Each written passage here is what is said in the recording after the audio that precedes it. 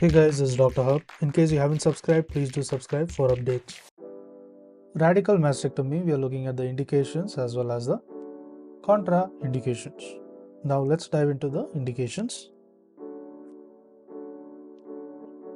Indication is that there is in terms of the large,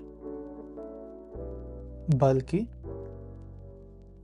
involving,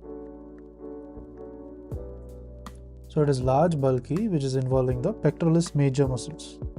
So it is a pectoralis major muscles and also the fascia.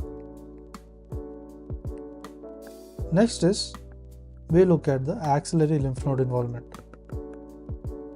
So in terms of the axillary lymph node involvement, it is indicated.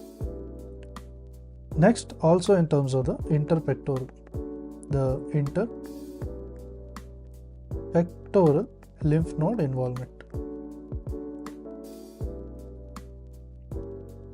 Now let's look at the CI, that is nothing but the contraindications.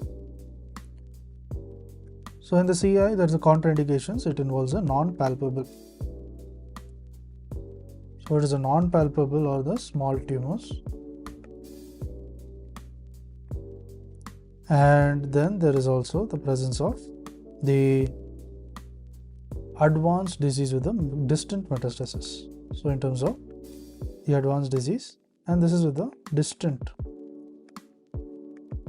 metastasis.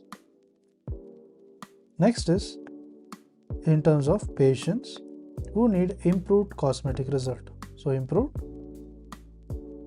cosmetic result. So in such patients, the radical mastectomy is not done. Then comes the patients who need reconstructive surgery,